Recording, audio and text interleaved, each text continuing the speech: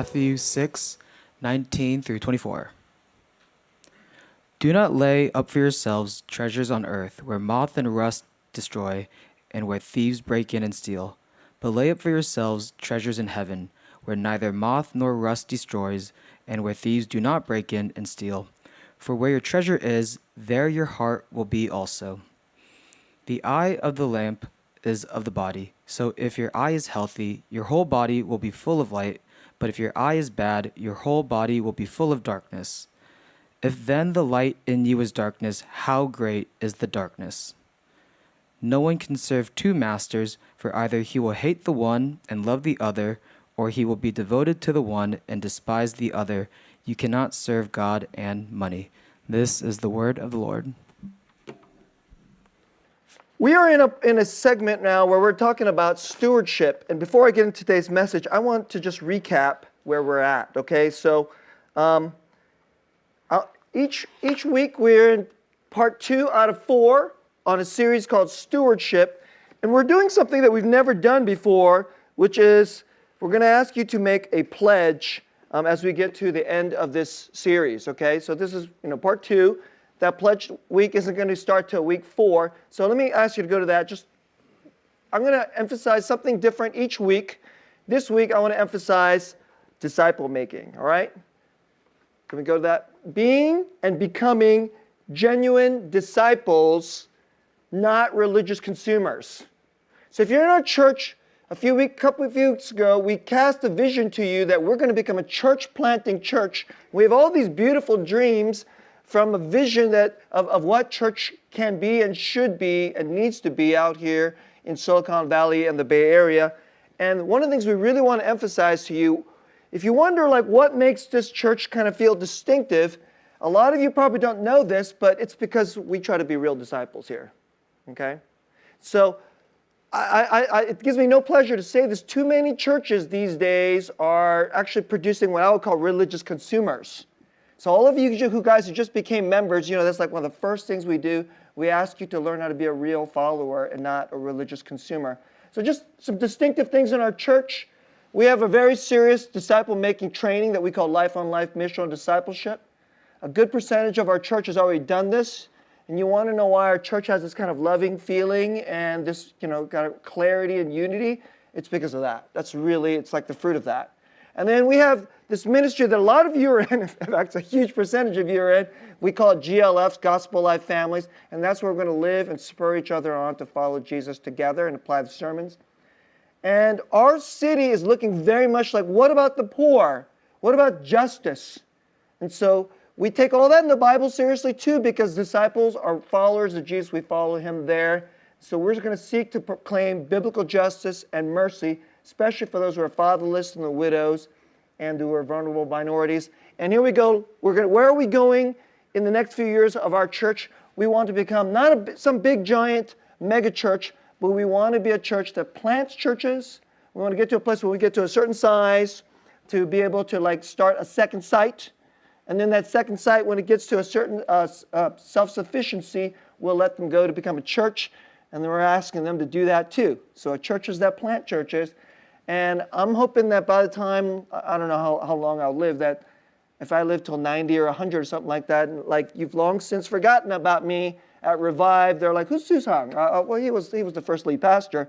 That there's all these churches that have been planted by Revive who've then planted churches. And out of this one church, there may be, in the next few decades, maybe 30 or 40 churches, maybe. That's what we're thinking about. And we believe God can do this, okay? So just very briefly, the next slide. Here's where, just a brief review of where we're going.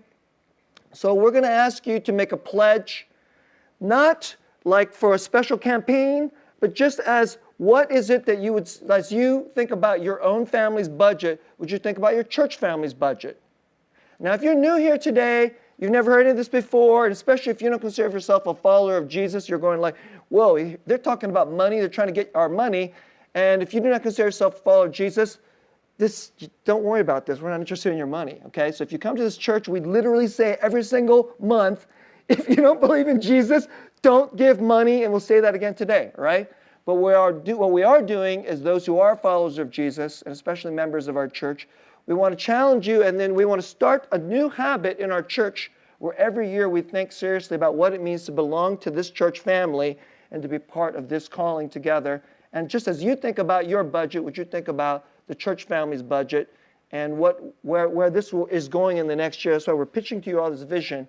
And so that's where we're going. All right, so that's enough for that. Let's get on to today's message, because that's the what of where we're going, but today's word is really about the why. In our church, we're so much about the why. There's all these, everybody thinks about Christianity. They do this, they do that, they go to church, they give money, they do all these different things. They try to act like good people and are forgiving, etc. Everybody knows those are the things you're supposed to do. But you won't have power to do it unless you know the why. And so it's always about the why. So let's get into today's word today. Laying up real treasure. Part 1. Fleeting treasures of the world and the enslaving power of mammon. Right? Fleeting treasures of the world and the enslaving power of mammon. And part 2. The everlasting treasure of the Father's house with no more fear and anxiety. How do you like that, Kevin? There's no more fear and anxiety in the Father's house. And that's it. Just 2 parts today, okay? Let's go to part 1. Fleeting treasures. So let's go right to verse 19. This is the way Jesus puts it here in verse 19. Now, I'm going to show you something in this passage. I've meditated on this passage. I don't know, maybe because I grew up in the Bay Area, and this place has just gotten richer and richer and more stressful. And it used to be kind of a sleepy, quiet place where everybody didn't worship money all the time, okay? But over the years, that's the kind of place it's become. And this passage, I hope, if you've never read this passage or thought seriously about this passage, if this is the first time you've ever thought seriously about this passage, let me tell you, it's worth thinking about. These few verses, it's such a penetrating, unbelievable insight into the human heart from the mouth of Jesus, okay? So what I want you to see in this passage is at the beginning of these few verses, he talks about treasure, and you're wondering, is this about money? Absolutely. And then at the last verse, he straight up says it. You can't serve God and money. So let me just point it out to you. Verse 19.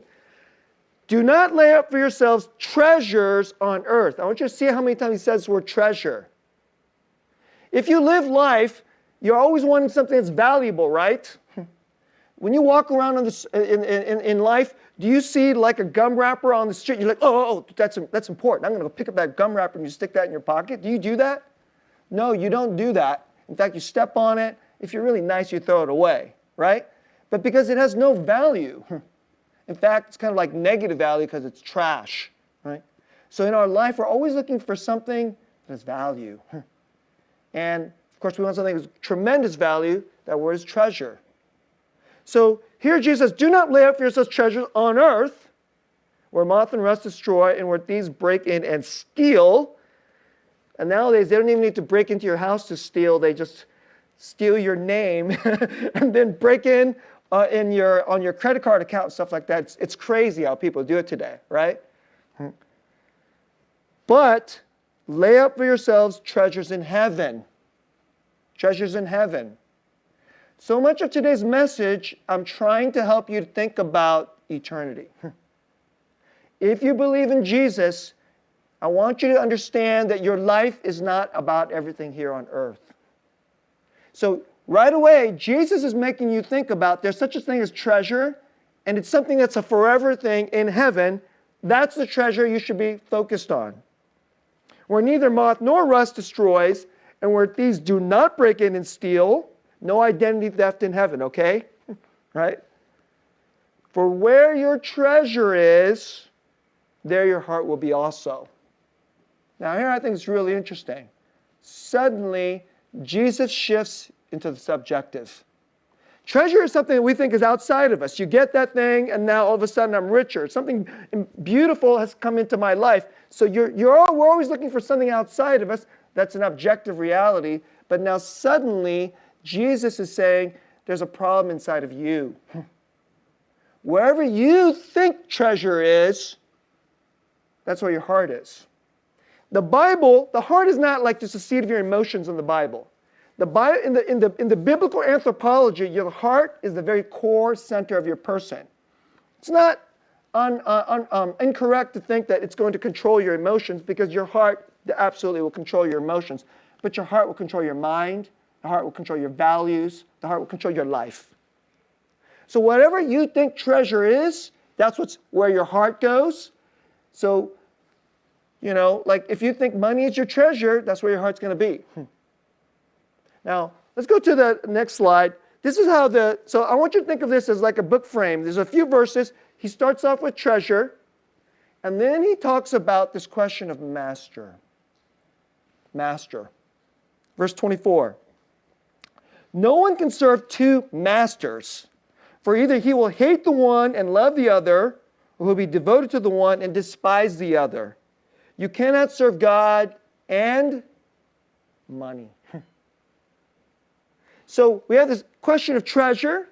I already told you, all of a sudden the question is what you perceive to be treasure, what's subjectively in your mind as treasure, that's where your heart goes. And whatever you perceive as treasure, guess what? Jesus is saying it controls you. It'll control you so much, it'll be your master. And if it's not God, then, well, he just points it straight out. It'll be money. Now, actually, he doesn't say money. The word he uses there is, let me go to the next slide, is actually mammon. You cannot serve God and mammon. Now, like, the modern 21st century translators didn't use that word mammon because it's not an English word, and it's not a word that we understand. So I'll just give you the definition. Let's go to the next. It says, it's basically, you can just Google this yourself. I just literally just Googled this, okay, guys? So it's not like I'm some clever, like pastor with some deep, some deep seminary knowledge in order to get this. You can just Google this. And I'm just lifting this right out of one of the articles I read, which is that it is a Semitic term. That means it's in that Palestinian area. It's not just Jewish. Today we tend to go Semitic. Anti-Semitic means anti-Jewish. But it doesn't just mean Jewish. It means all of the ethnics around that area. The Moabites thought this way. All these other Canaanite folks in this period of time think this way. I'll bet you if you were to go out to Syria today and Jordan today, they probably have a concept like mammon. Okay? And so what it means is it's a Semitic term that describes the debasing influence of material wealth. You have all the good things of being rich or just being really comfortable, and there's a power inside of it, and it debases your mind and your heart. So when Jesus doesn't just use the word money, in the Bible, people think that Christians hate money, right? It isn't. The Bible doesn't hate money. The Bible really warns us about the love of money. You ever heard this? There's a famous verse, the love of money is the root of all evil. It's actually poorly translated. It's the love of money is the root of all kinds of evil. It's the same thing that Jesus is talking about here. If you love the treasures of material wealth, then whether you know it or not, mammon owns you. It owns you. Now, I thought this was really interesting. In the medieval and the Middle Ages, the Christians meditated on this, and they really started thinking about mammon as not just like it's a bad desire that I have because I love money and I want to be comfortable in my life, because who doesn't want to be comfortable in their life? Everybody does, right? It's like, oh, you got a Tesla. I only drive a Honda. Okay. There we go. And then now that thing is going to make my life so cool and so great. And I'm not against Teslas, guys, right? Like when I was younger, for me it was BMW. But today BMW is not cool, which I think is weird, okay? If you had given me a choice between a BMW and a Tesla, you can have your Tesla. I don't care about that, right? But that desire for the ultimate driving machine, which I very much believed in when I was 18 years old, you know what that is? That lie is Mammon's lie. And I just want to show you this picture. This is the way the middle-aged Christians thought about it. That's Mammon. And that's, if you love money, that's you. The thing on the floor. the person on the floor, and mammon has his foot on you. And isn't this how it feels? It's actually not even a middle-age painting. It's actually, it's 1884, George Frederick Watts, okay? Right?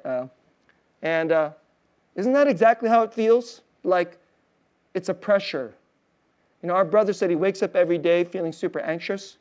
And all his life, whether his parents, you know, he said his father says he's a Buddhist, but he's really more of an atheist. I would say his father's real God was mammon. Was mammon. Just like a lot of us. And if you ask me who the real God of Silicon Valley is, it's this demon mammon. And it produces a lot of fear and anxiety, and it can make you do all kinds of stuff. If your boss tells you you need to come in 70 or 80 hours a week, you know, your fear of failing mammon will make you do it. Will definitely make you do it. It's very, very effective. So Jesus says, well, you know, do you want to live a real life for real treasure? The question of mammon or God is tremendously important. Now, I want to say something about this stewardship thing that we're doing. I know some of you are probably thinking, especially if you don't follow Jesus, you're like, this is how they're just going to like extract money out of us, okay? Right? This is what the church does. They're going to try to extract money out of us, okay? I mean, if I've been your pastor a long time, I hope you know I'm not trying to extract money out of you. In fact, you know, there was a time when I got paid a lot less, and I wasn't trying to extract money then. I'm not trying to extract money now. In our city, everybody feels like they're that person with mammon's foot on your neck. If people are really going to believe that Jesus is a real God, if Christians really just love money, if there's like mammon, money, all the Tesla, whatever the heck it represents, and then Jesus, we believe in Jesus. The Bible has this term called being a double-minded man, and it's bad, right? So we have this Jesus, and we got the money. And you know, if there's real competition there in your heart, then how can the people who live in the city where mammon has his foot on their neck ever think that you have a real God? Nobody will ever believe that Jesus is a real God if we are just as stingy and just as fearful and anxious about money as them. So one of the things why we're going through this series, and I know this isn't going to just necessarily happen like all at once. Like today you'll feel, hopefully you'll feel a lot of conviction and the Holy Spirit will really bless you with a lot of grace. But I know we're going to need to do this multiple times. Maybe the first year you're like, okay, this is what I'm going to pledge this year. And it's like, it's kind of a tight number for you. Okay? And maybe the second year we do this next year, and you're going, okay, here we go again. Here we go again, right? But then maybe the third year, the Holy Spirit will light you up, and you'll experience some things as you take some sacrificial pieces of faith and watch Jesus provide for you in ways you never thought. And then you start to just feel like this money thing is, we want to get you to the place where money is really not that interesting. Where money is actually kind of boring. And where you willing to use your money and give it for the sake of others and so they can know Jesus, that'll actually be your joy. That's where we're trying to take you to. So this series that we're doing, this is like our first chance that we're going to habituate this every year. And so then each year, what we're going to see is more and more of the revived members, the mammon enslavement, where that demon has his foot on your neck, you'll be like, get off. I believe in Jesus. And he's my treasure, not money. And you know what? If I have more, it won't affect me. And if I have less, well, that's kind of annoying, but we'll get by. Because my real treasure is Jesus. Now let me take you to this issue. Let's go to verse 22. The front of the passage is about treasure. The end of the passage is about mastery. Who do you serve? What owns you? Does God own you? Do you serve God? Or does money own you? But in the middle, so think about it like a sandwich. You got the treasure, we got the money mastery, and in the middle is this question of how you see things. So here's how the verse goes. The eye is the lamp of the body. So if your eye is healthy, your whole body will be full of light. But if your eye is bad, your whole body will be full of darkness. That's why last week I was asking you, where do you see? What do you see? What is in your horizon? I'm going to return back to you. But mostly, we're so filled with the secular. We're so filled with this life. Mostly, I've pastored people here in Silicon Valley a long time. I asked them, what do you think is going to be so beautiful for you in heaven? And they're like, never really thought about that before, Pastor. It's like, I'm just glad I'm not going to the other place. And then, but mostly, when they wake up every day, they're thinking about, what is the next treasure I need to get here? Here. I'm not talking about the unbelievers out there who I think mammon completely owns. I am talking about the believer in the church who believes in Jesus, wants to actually follow Jesus, sort of at least try to want it, but deep down, we always feel mammon's foot on our neck. And we're like, I mostly think about that every day, Pastor, if I'm being really honest with you. So where do you put your eye? Here's the way Jesus puts it. Whatever you put your eye and see, I think it's really interesting that Jesus seems to know physics. Your eye and then light. It's like I read this and I'm like, does Jesus know physics? Apparently he does. You have this eye, and then through the eye, light comes into your eye, and then the light goes into your body. That's the point he's making. But he's saying wherever you put your eyes, if it's only on the earthly treasure and it's all about mammon, then the light that's coming into your eye is not even really light. It's just darkness. And so if the darkness is inside of you, if then the light that is in you is darkness, how great is the darkness? And you know what? It shows up.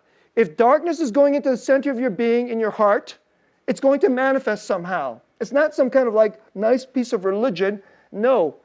If the gospel doesn't have real power to change people's lives, then let me tell you something. It's just a fake fable, just like every other religion. I really care about the power of the gospel. Because guess what? I grew up skeptical too. One of the reasons I don't believe in Hinduism or Buddhism or all these other religions is because it doesn't have power. And I'm certainly not going to believe in the secular religions. But if the gospel doesn't have power either, let me tell you, it's fake. But if it actually has the power to make the light go inside of you, change you, you should see it. So let me give you the verse. In the next verse, I didn't emphasize this and highlight this as a chosen portion of my text, but this is the very next thing Jesus says. This is like a whole other famous discourse. But this is verse 25. So he says all this stuff. Put your treasures, focus on the treasures in heaven, pay attention to what the lamp of your eye is, and then you should care about what enslaves you. Who owns you? Is it God? And then he says this, therefore, I tell you, do not be anxious. Do you see it? Do not be anxious about your life. What you'll eat or what you'll drink, nor about your body, what you'll put on, is not life more than clothing, than food, and the body more than clothing? And then he goes on to say, aren't you more valuable than birds? The birds don't worry about these things. And God feeds them. I look around our city, and I see young people like our dear beloved brother Kevin. And they're just anxious all the time. They're scared. They're anxious. Some are more than anxious. They're depressed. Some are more than a little depressed. Some are suicidal. Is this all our city is? is this we're supposed to be like the best, one of the coolest cities in the world, Silicon Valley. And all we produce is super anxious, even suicidal kids, suicidal adults. But if there's a real God and he can take you into a place where real light comes into your heart and real treasure comes into your heart, then he can say to you, you don't need to be anxious. Why are you anxious? You could throw that away. Don't be anxious. And you could do it. Now let me close. Let's go to part 2. The everlasting treasure of the Father's house with no more fear or anxiety. How do you get to this place where you can turn to yourself, who's basically, it's in your own voice, which, by the way, you're telling it, I got to do this, I got to do this, I got to make more money, I got to get more successful, blah, blah, blah. You're telling that to yourself, but I don't know if you know that, in your own voice, Mammon owns you. Mammon is using you as a ventriloquist to speak to you. And how can you get to the place where your eyes can be set on something better? So, I'm going to ask you this question, which I asked last week, which is this.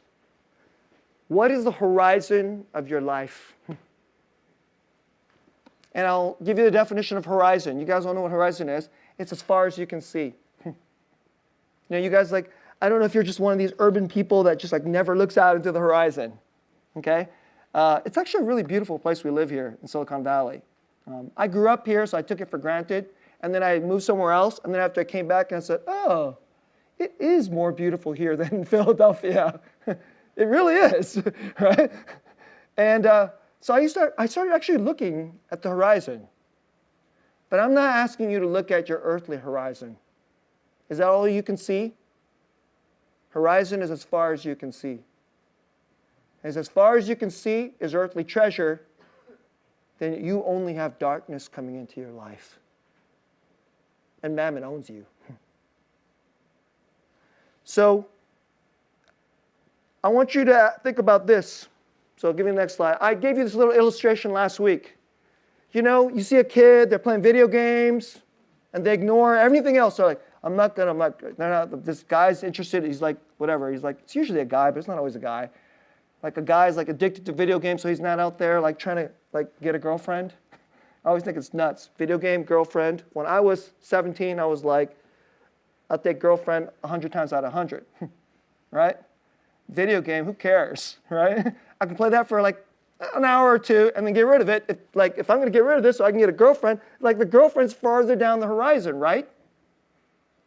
So, that's what it was like to me, a sensible young man as an ex-gen guy, but apparently now this thing is so much bigger.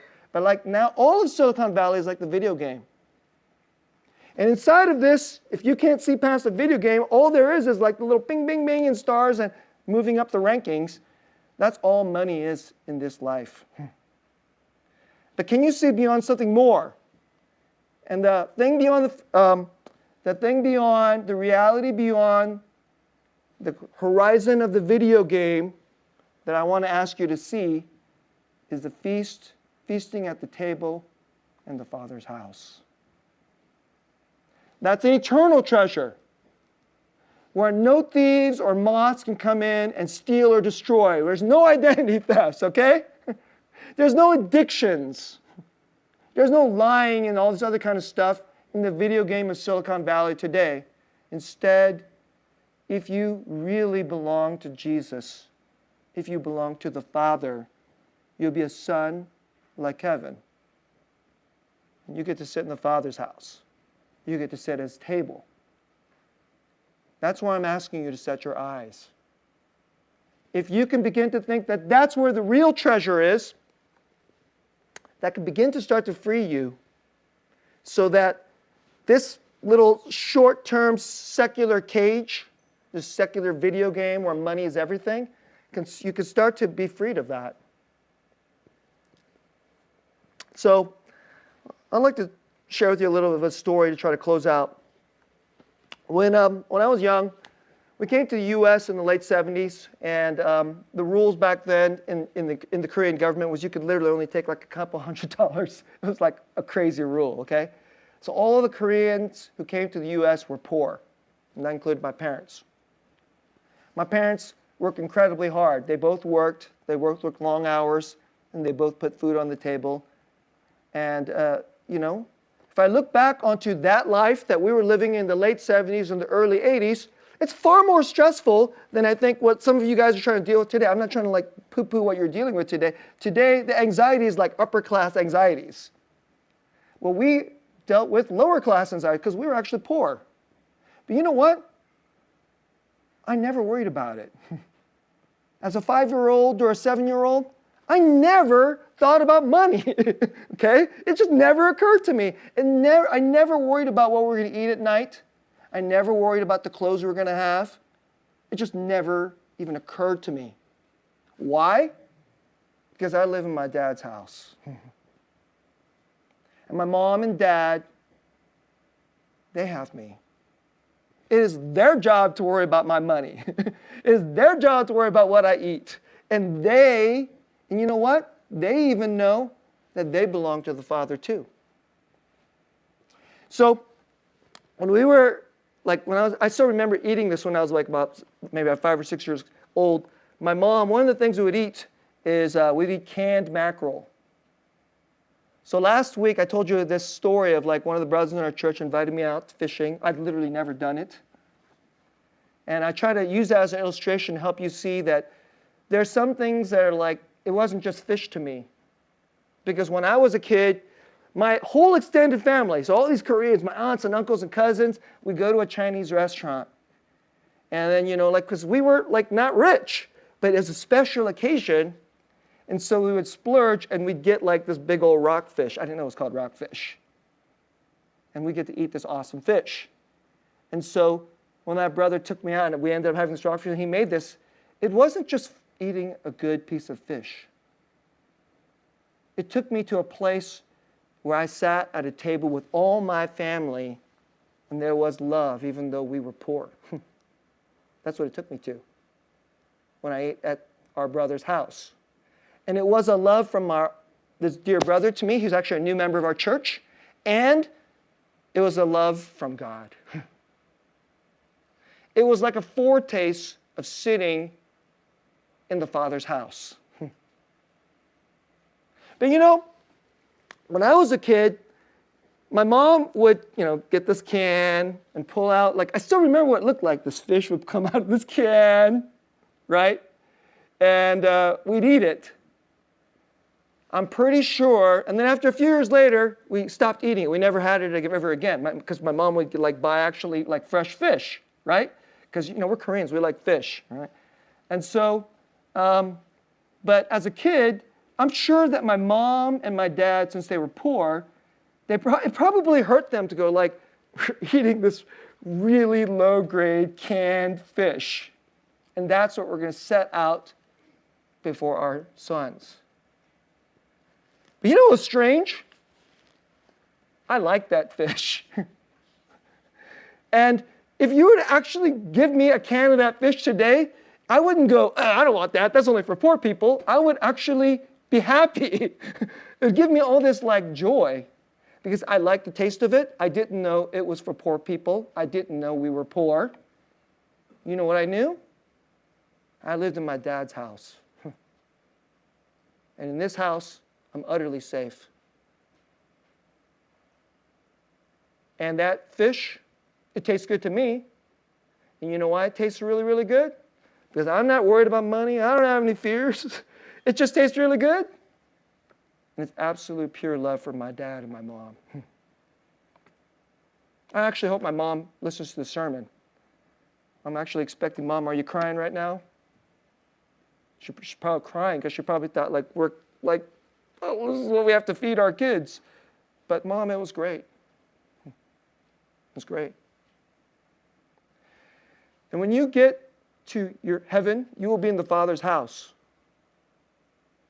And you know why you get that? You get all that? You will get to eat whatever it is for you. It's more than fish. It'll be more than steak, whatever it is that you love. That's an earthly treasure. Fantastic steak. This steak costs $100. There's Wagyu, blah, blah, blah, blah, right? You know what?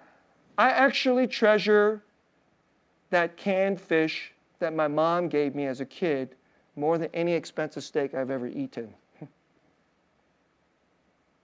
And you know what? All that will be yours. And you're going to sit around. I want you to picture this. You're sitting around all your brothers and sisters, including some that you never met. They're probably different skin colors and different ethnicities. And you're going like, hey, can I eat that food? And they're like, yeah, this is like my great-grandmother's recipe.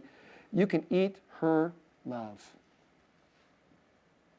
You're not just going to eat this unbelievable piece of lamb. It is her love. It is the Father's love. And you know why you get that? Because God is not interested in giving you junky pieces of treasure that's here today, gone tomorrow. It's just video game treasure. What if you came to church and I just said, hey, if you'd like come to our church, we'll run up your video game score. Like when you go home, you'll become like the super duper player on Mario Brothers. Bing, bing, bing, bing, bing, bing. You'll be like way, way, way up there. All the people who go to church and they just hear prosperity gospel, which I hate that term, and they go, okay, if I believe in Jesus, he'll give me more money. To me, that's like wanting your pastor to give you a higher video game score. It's really stupid. But the Father is not interested in your video game score.